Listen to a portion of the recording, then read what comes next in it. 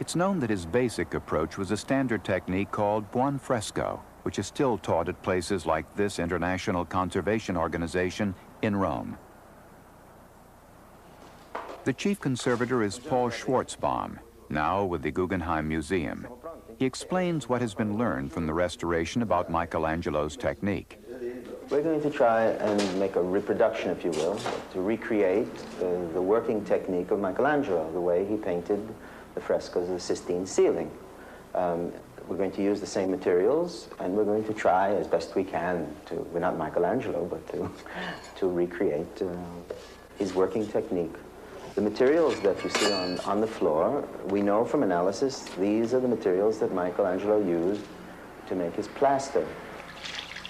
The plaster is made from lime, water, and a brown volcanic ash called pozzolana. These are mixed into a smooth violet-colored paste.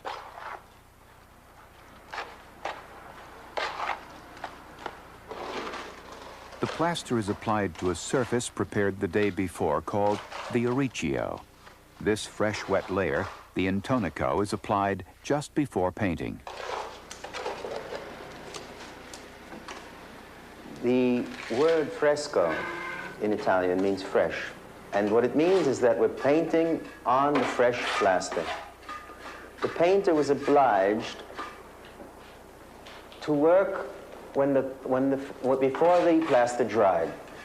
Now, this means that the plaster could only be applied little by little as the painter worked in terms of what he thought he might finish in a day or before lunch or what have you. There's a word in Italian which is called the giornata.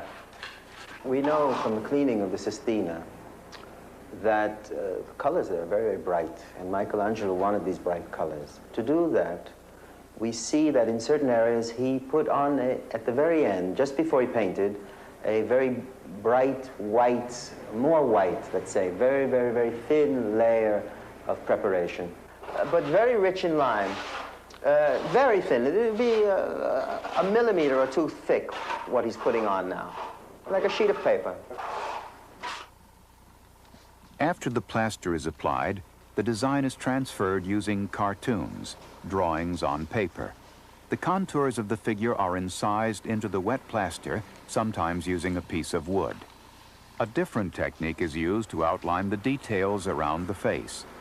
The other technique is called spolvero in Italian, and probably called a pouncing technique in English.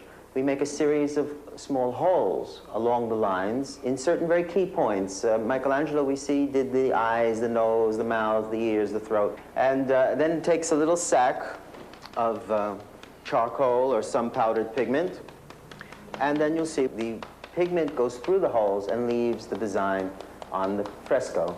So he has something to use as a guide for painting.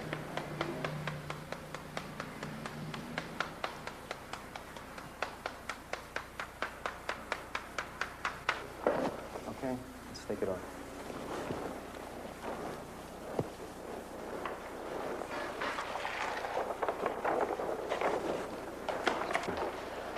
You see, that would be how Michelangelo transferred his design. And with that, it gives you a base for painting. Michelangelo mixed ground pigments with water. He used just 7 colors derived from minerals found in earthen clays. For his greens, he used green earth, ochres for his yellows and reds, and cobalt or lapis lazuli for the blues.